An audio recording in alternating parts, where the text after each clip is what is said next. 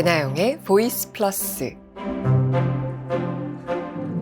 보플리 여러분, 한 주 동안 건강하게 잘 지내셨나요? 저는 올해 얼마나 큰 대운이 들렸는지 이래저래 넘어져서 발을 삐끗하기도 하고 감기 기운도 왔다 갔다 해서 병원 치레를 자주 하고 있어요. 잃어버려야 더 소중함을 알게 되는 것들이 있는데 건강도 그 중에 하나인 것 같습니다. 우리가 세상에 태어난 아이들 보면서 건강하게만 자라다오 하잖아요. 우리 자신에게도 건강하게만 살아다오, 이런 새해 소원을 빌어야 할 것 같아요. 보플리 여러분, 올해도 모두 건강하시길요. 제가 전에 보이스 플러스에서 살아있음으로 괜찮다고 말하는 책 3권을 소개해드린 적이 있는데요. 아이링크 걸어둘게요. 하수연 작가님의 갖다 버리고 싶어도 내 인생이라는 책과 김혜남 선생님의 오늘 내가 사는 게 재미있는 이유, 그리고 베니 캐릭터를 그리는 그래도 괜찮은 하루, 이렇게 3권의 책을 소개했었는데요. 이 중에서 김혜남 선생님의 책을 다시금 소개해드리고 싶어서 오늘 가져왔어요. 오늘 내가 사는 게 재밌는 이유라는 이 책이 2015년에 나왔는데요. 10만 부를 돌파하면서 베스트셀러이자 스테디셀러로 자리매김했고요. 그래서 최근에 스페셜 에디션으로 만일 내가 인생을 다시 산다면, 이렇게 제목을 바꾸어서 재출간이 됐습니다. 부제도 바뀌었어요. 원래는 파킨슨 병을 앓으면서도 유쾌한 심리학자가 인생을 즐기는 법 42가지였는데요. 30년 동안 정신분석 전문의로 일해온 김혜남이 벌써 40이 된 당신에게 해주고 싶은 말들 42가지, 이렇게 바뀌었습니다. 올해 앞자리가 바뀌시는 분들 계실 텐데요. 김혜남 선생님도 40이 넘어가면서 마음에 지진이 일어났다고 말씀하시더라고요. 우리 이 책을 통해서 무너지지 않고 앞으로 나아가는 법, 끝끝내 살아내는 법을 배워보아요. 그럼 책 속으로 들어가 볼게요. 구독과 좋아요, 알림 설정 감사드려요.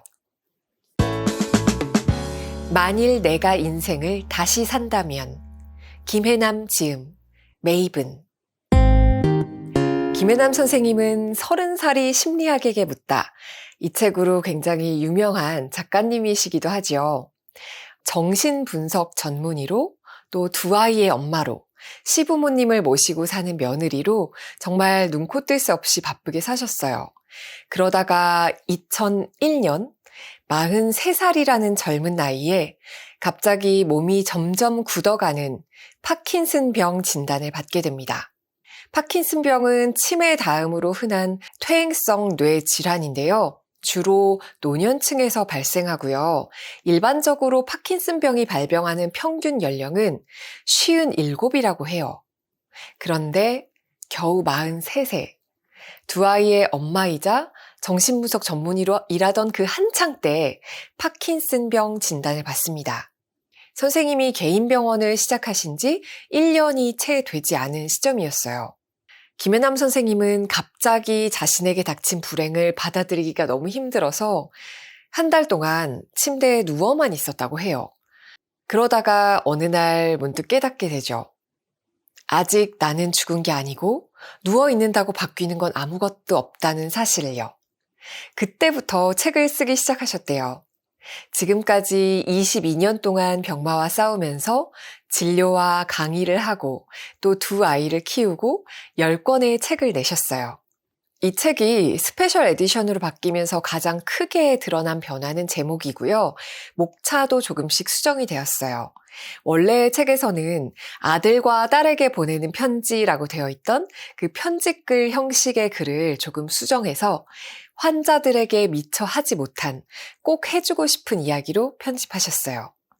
김혜남 선생님은 2014년에 병이 깊어지면서 더 이상 진료를 할 수 없게 되셨는데요. 그때 어쩔 수 없이 환자들을 돌려보내게 되셨는데 그 환자들에게 미안한 마음을 담아서 새롭게 구성하셨다고 해요. 저는 이번에 다시 편집하신 글이 참 잘 읽히더라고요. 2015년에 쓰셨던 프롤로그가 책에 거의 그대로 실려 있는데요. 먼저 프롤로그를 소개하고요. 또 본문 중에서 지금껏 살면서 가장 후회하는 일이 무엇인지 쓰셨어요. 그 부분을 읽어볼게요. 프롤로그. 파킨슨 병이 내게 가르쳐준 것들. 일도 그렇고 사랑도 그렇고 뭐 하나 제대로 되는 게 없는 인생이라고. 그래서 무엇을 하든 겁부터 난다는 환자가 있었다. 그녀가 내게 물었다. 제가 그 일을 하는 게 맞을까요? 했다가 후회하면 어떡하죠? 만약에 일이 잘못되면요. 차라리 안 하는 게 더 낫지 않을까요? 그녀의 간절한 표정을 뒤로 하고 나는 말했다. 제가 점쟁이도 아닌데 어떻게 알겠어요? 그건 알지만 그래도 조언을 해주실 수는 있잖아요. 만약 내가 그 일을 하는 게 좋을 것 같다는 조언을 한다고 해보자. 그녀가 과연 그 일에 도전할까? 나는 그렇게 생각하지 않는다. 그녀는 몇 달째 아무것도 하지 못하고 있었기 때문이다. 그럼에도 나는 안타까운 마음에 어떤 선택을 하든 잘 헤쳐나갈 테니 용기 내어 딱 한 발짝만 내디뎌 보라고 했다. 잘못된 길이라면 아예 내딛고 싶지 않은 그녀의 심정을 모르는 것은 아니다.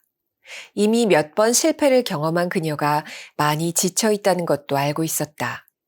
하지만 분명한 것은 계속 결정을 미룬 채 고민을 더 해봐야 시간만 흘러간다는 것이다. 그게 옳은 선택이든 아니든 이제는 결정을 내리고 선택한 그 방향으로 한 걸음 한 걸음 나아가야 한다. 가서 경험을 해봐야 자신과 맞는지 안 맞는지 알 수 있기 때문이다. 나에게도 그렇게 꼼짝도 못한 채 아무것도 할 수 없었던 시기가 있었다. 2001년 43살에 파킨슨 병이라는 진단을 받고 난 직후였다. 파킨슨 병은 손발이 떨리고 근육이 뻣뻣해지고 몸이 굳는 증상이 나타나는 신경퇴행성 질환이다.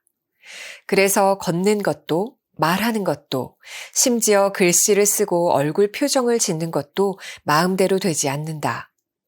누군가가 파킨슨 병을 묘사할 때 온몸을 밧줄로 꽁꽁 묶어놓고는 움직여보라고 하는 것이나 마찬가지라고 했는데 그 말이 꼭 맞다. 어떨 땐 한 걸음을 움직이기 위해서 옷이 땀으로 흠뻑 젖을 만큼 고생을 하기도 한다. 보통 파킨슨 병에 걸리고 15년이 지나면 사망하거나 심각한 장애가 나타난다고 알려져 있다. 아직까지 마땅한 치료법이 없다. 한마디로 불치병이라는 소리다. 의사다 보니 파킨슨 병에 대해 알고 있었지만 그 병이 나를 찾아올 줄은 짐작조차 못했다. 하필이면 꿈을 펼쳐보겠다며 개인 병원을 차린 지 1년이 채 안 되었을 때였다. 내가 뭘 그렇게 잘못했기에 이런 병에 걸린 걸까? 누구나 열심히 살겠지만 나 스스로는 누구 못지않게 열심히 살아왔다고 생각했었다. 고등학교 2학년 겨울방학 때 소울메이트 같았던 언니를 교통사고로 잃고 몇 년간 방황했지만 결국 잘 버텨냈고 첫 아이를 응급실 환자를 돌보는 도중에 유산하고는 절망에 빠졌지만 잘 이겨내어 두 아이를 낳았으며 시부모님을 모시고 살면서 일하랴 아이 키우랴 힘든 일도 많았지만 포기하지 않고 꿋꿋하게 살아왔다. 그런데 내가 뭘 그렇게 잘못했단 말인가. 너무 억울했고 세상이 원망스러웠으며 내 인생은 끝났다고 절망했더랬다. 게다가 파킨슨병 환자들이 겪는 끔찍한 고통을 내가 과연 견뎌낼 수 있을까 두려웠다. 그래서 아무것도 못하고 침대에 누워 천장만 바라보았다. 그렇게 한 달이 지난 어느 날 문득 깨달았다. 절망한 채 누워있는다고 바뀌는 건 아무것도 없는데 게다가 다행히 병이 초기 단계라 아직 할 수 있는 일들이 많은데 내가 왜 이러고 있지? 하는 생각이 들었던 것이다. 그래서 일어났고 하루를 살았고 또 다음 날을 살았다. 그렇게 22년을 살아왔다. 갑자기 상태가 악화되어 병원 문을 닫을 때까지 진료와 강의를 하며 5권의 책을 썼고 엄마로서 며느리로서 해야 할 일들을 하며 충실히 살아왔다. 무엇보다 건강관리에 힘쓴 덕에 아직 치매도 오지 않았고 사고력에도 문제가 없으며 우울증도 경미하다. 물론 몸 상태는 지속적으로 나빠지고 있지만 그 속도가 느린 편이어서 이 책도 쓸 수 있었다. 내가 파킨슨 병에 걸렸다는 사실을 알면 사람들은 대부분 참 안 됐다는 표정을 감추지 못한다. 어쩌다 한창일 나이에 몹쓸 병에 걸려 이런 고생을 하는가 안타깝다는 얼굴이다. 그러나 나는 괜찮다. 병이 이미 내 건강의 많은 부분을 앗아갔고 앞으로 지적 능력까지 빼앗아갈지 모르지만 아직 닥치지 않은 일이니 걱정해봐야 아무 소용없다. 그래서 걱정하지 않는다. 그리고 걱정으로 시간을 낭비해버리기엔 내 인생이 너무 아깝다. 코앞에 있는 화장실에 가는데 5분 넘게 걸린 적도 있고 몸이 굳어버려 옆으로 돌아눕는 것조차 다른 사람의 도움을 받아야 할 만큼 고통스러울 때도 있었지만 그렇다고 24시간 내내 아픈 건 아니다. 고통과 고통 사이에는 반드시 덜 아픈 시간이 있고 약을 먹어서 뜻대로 움직일 수 있는 시간도 있다. 나는 그 시간에 무엇을 할지 상상하며 고통을 견뎌낸다. 그래서 그 시간이 되면 운동을 하고 친구와 수다를 떨고 산책을 하고 그림도 그리고 딸을 위한 떡볶이도 만들면서 내 일상을 즐긴다. 아마도 내가 아프지 않았더라면 지금처럼 시간을 소중히 여기지 않았을 것이다. 얼마 전 누군가 내게 물었다.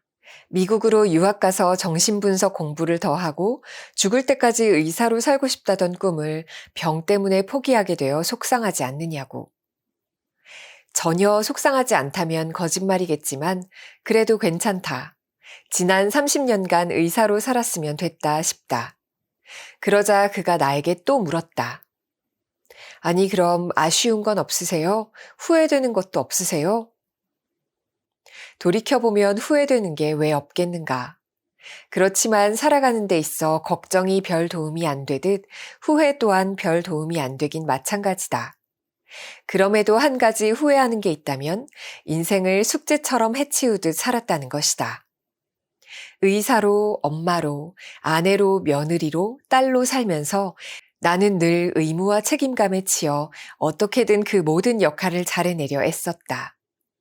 나 아니면 모든 게 잘 안 돌아갈 거라는 착각 속에 앞만 보며 달려왔고 그러다 보니 정작 누려야 할 삶의 즐거움들을 놓쳐버렸다. 아이를 키우는 기쁨도 환자를 돌보는 성취감도 제대로 만끽하지 못한 채 스스로를 닥달하듯 살았던 것이다. 그래서 이제는 그러지 않으려고 한다. 무엇이든 다 잘해내려는 욕심을 내려놓고 방치해두었던 나 자신을 챙기며 살기로 결심한 것이다. 그래서 컨디션이 좋은 날은 좋은 대로, 컨디션이 좋지 않은 날엔 그런 대로 하고 싶었지만 바쁘다는 핑계로 미뤄둔 일들을 하며 하루를 재밌게 보내려고 애쓴다. 가끔 고통이 심할 때는 지치기도 하지만 괜찮다. 아픈 나의 손을 꼭 잡아주는 사람들이 내 곁에 있기 때문이다. 그리고 무엇보다 나는 하고 싶은 게 아직도 참 많다. 병 때문이기는 하지만 의사 일을 관두고 나니 또 다른 세상이 열렸다. 중국어 공부도 제대로 해보고 싶고 진짜 끝내주는 요리를 만들어 사람들에게 대접하고 싶고 서해, 남해, 동해를 한 바퀴 쭉 둘러보고도 싶다. 이 책에 공개한 버킷리스트는 10개밖에 안 되지만 내 마음속엔 더 많은 리스트가 있다. 그렇게 지금 이 순간에도 꿈꾸기를 멈추지 않아서인지 사는 게 재미있다. 앞으로 병이 다시 악화되어 책을 더 이상 쓸 수 없게 되더라도 나는 그때 할 수 있는 일들을 찾아 하면서 재미있게 살고 싶다. 이왕이면 다홍치마라고 어차피 사는 거 재미있게 살다 가면 좋지 아니한가. 2015년 봄날의 김혜남. 지금껏 살면서 가장 후회하는 일. 오래전 일이다. 시골 할머니 한 분이 진료를 받으러 오셔서는 한참 동안 주위를 두리번거리더니 조심스럽게 나에게 물었다. 근데 원장님은 안 계세요? 아니, 내가 원장인데 왜 갑자기 그런 질문을 하는 걸까 싶었다. 알고 보니 내가 버젓이 흰 가운을 입고 있어도 할머니 눈에는 의사로 보이지 않았던 것이다. 할머니가 살아왔던 남존여비 세상에서는 여자가 의사를 한다는 게 말이 안 되는 일이었으니까 말이다. 물론 지금은 세상이 달라졌다. 의과대학에서 여학생이 차지하는 비율이 30%를 넘고 그만큼 여의사도 많아졌다. 그럼에도 여자 후배들은 나를 찾아와 아이를 낳는 게 두렵다고 했다. 환자 보랴, 논문 쓰랴, 일도 산더미처럼 많은데 언제 아이를 낳고 키우느냐는 것이다. 아이를 잘 보살필 자신도 없는 데다가 그 때문에 어쩔 수 없이 일을 소홀히 하게 되어 승진해서 밀리고 도태될까봐 두렵다고도 했다. 그 마음을 어찌 모르겠는가. 워킹맘의 길은 세상이 달라졌다고 해도 아직도 힘든 측면이 많이 있다.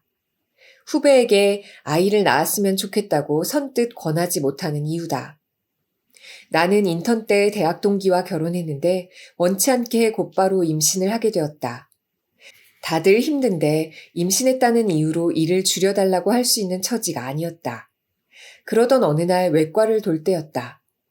그날따라 중환자실에서 환자에게 심폐소생술을 해야 하는 상황이 잇따라 벌어졌다. 환자 3명의 목숨이 왔다 갔다 하는 위급한 상황이다 보니 동료와 선배들이 이리 뛰고 저리 뛰는데 나라고 가만히 있을 수는 없었다. 급한 대로 엠브백을 잡고 또 일이 터지면 달려가서 심장 마사지를 했다. 어느 순간 배가 뭉치는 걸 느꼈지만 아이가 무사하기만을 바라며 환자를 살리는 일에 매달렸다. 눈앞에서 환자가 죽어가고 있는데 나 임신 중이에요 라며 뒤로 빠질 순 없지 않은가. 그런데 다행히 환자들이 고비를 넘긴 그날 밤 나는 하혈을 했고 끝내 유산을 하고 말았다. 처음이었더랬다. 의사가 된 게 너무 후회되었다. 무리하게 심폐소생술만 안 했어도 아이를 잃지 않았을 텐데 뱃속의 아이를 보호하지 못했다는 죄책감에 한참을 울었다. 그 후로도 얼마 동안은 아이를 잃은 충격에서 벗어나지 못하고 내내 힘들어했다. 그러나 정말 시간이 약인가 보다. 어느덧 나는 2 아이를 낳았고 아이들을 키우며 의사 생활을 계속했다. 병원 일 하랴, 집안일 하랴, 2 아이 키우랴, 시부모 봉양하랴, 하루가 어떻게 가는지 모르는 날들의 연속이었다. 하지만 남편과 가족들 모두 도와주지 않는데 4가지 역할을 다 하려고 하니 그 어느 것 하나 제대로 하는 게 없을 수밖에 없었다. 그래도 딴에는 최선을 다하는 건데 병원에서도 집에서도 그걸 알아주는 사람은 아무도 없었다. 엄마로서 아이들을 제대로 돌보지 못하고 있다는 죄책감과 미안함에 감히 힘들다고 말하지도 못했다. 그러는 사이 아이를 키우는 것도 병원 일을 하는 것도 집안일을 하는 것도 모두 다 숙제처럼 하기 싫지만 해야만 하는 일들이 되어버렸다. 아침에 일어나면 오늘 하루를 또 어떻게 버텨야 하나 한숨이 먼저 나왔다. 어느 순간 나는 웃음을 잃어버렸다. 왜 나 혼자 이 모든 것을 감당해야 하나라는 피해의식에 사로잡혀 남편과 가족들을 원망하고 불공평한 세상을 원망했다. 돌이켜보면 그때 그렇게라도 버티지 않았더라면 지금의 내가 없을지도 모른다. 하지만 그럼에도 의무감과 책임감만으로 하기 싫은 숙제를 하듯 살았던 그때를 생각하면 가슴이 아프다. 내가 지금껏 살면서 가장 후회하는 것, 그것은 바로 그때 삶을 즐기지 못했다는 것이다. 아이를 키우는 기쁨을 즐기기는커녕 행여 아이에게 부족하고 좋은 엄마가 못 될까봐 스스로를 닥달하면서 살았고 일의 기쁨과 행복을 느끼기보다 행여 뒤처질세라 쫓기듯이 일을 하고 공부를 했다. 삶을 즐기려고 마음먹었다면 시간을 분배하고 내가 할 수 있는 일과 할 수 없는 일을 구분해 가족에게 도움을 청했을 텐데 나는 그러지 못했다. 삶을 즐기려고 마음먹었다면 집에 가자마자 저녁 준비한다고 서두르기 전에 아이와 눈 한 번 더 마주치며 안아주었을 텐데 나는 그러지 못했다. 삶을 즐기려고 마음먹었다면 출근하며 하늘 한번 쳐다볼 여유를 가지고 환자들을 기쁘게 맞이할 수 있었을 텐데 나는 그러지 못했다. 더 기가 막힌 것은 누군가 나에게 삶의 즐거움을 포기한 대가로 얻은 것이 무엇이냐고 물으면 할 말이 없다는 것이다. 그 시절에 가졌던 죄책감과 피해의식은 나의 기쁨을 앗아가고 나를 피곤하게 만들었으며 나를 분노하게 만들었을 뿐이다. 죄책감과 피해의식에 시달릴 시간에 삶을 즐길 아이디어를 내서 그걸 실천에 옮겼더라면 이렇게까지 후회하지는 않았을 것이다. 아이를 하루 못 씻기고 재웠다고 해서 큰일 나지 않는다. 일이 많으면 시부모님 밥상을 못 차려드릴 수도 있는 법이다. 남편에게 아이를 봐달라고 당당하게 요구해도 된다. 그렇게 하고 얻은 시간에 친구들을 만나 밀린 수다를 떨어도 좋을 일이다. 보고 싶은 영화를 보고 듣고 싶은 음악을 들을 시간이 정말 없을까? 마음만 먹으면 끝없이 만들 수 있는 것이 삶의 즐거움이다. 그냥 아무것도 하기 싫으면 아무것도 하지 않으면 될 일이다.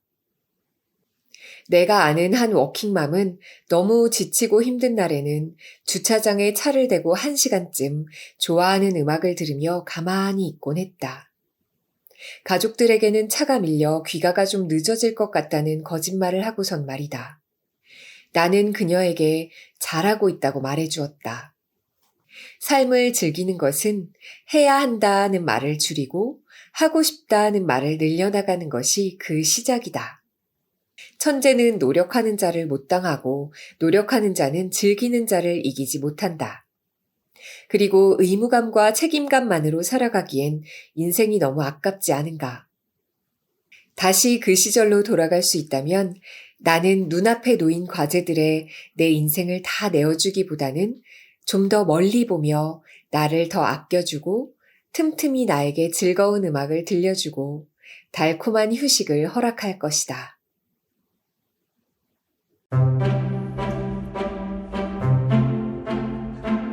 이 책의 제목은 원래 나딘 스테어의 시 제목이죠. 김혜남 선생님이 책 내용을 정리하시다가 이 나딘 스테어의 시와 책의 내용이 어울리는 것 같아서 이 책의 제목으로 시의 제목을 가져오게 되었다고 하셨어요. 책에 실린 나딘 스테어의 시 읽어드릴게요. 시의 원문은 조금 더 길지만 줄여서 실으셨어요. 만일 내가 인생을 다시 산다면 나딘 스테어. 만일 내가 인생을 다시 산다면 이번에는 용감히 더 많은 실수를 저지르리라. 느긋하고 유연하게 살리라. 그리고 더 바보처럼 살리라. 매사를 심각하게 생각하지 않을 것이며 더 많은 기회를 붙잡으리라. 더 많은 산을 오르고 더 많은 강을 헤엄치리라. 아이스크림은 더 많이, 그리고 콩은 더 조금 먹으리라. 어쩌면 실제로 더 많은 문제가 있을 수도 있겠지만 일어나지도 않을 걱정거리를 상상하지는 않으리라. 여러분은 인생을 다시 산다면 어떻게 살고 싶으신가요? 이 책을 읽고 인생을 새롭게 맞이하는 지혜를 얻으셨으면 좋겠습니다. 우리는 다음 주에 만나요. 안녕. 배나영의 보이스 플러스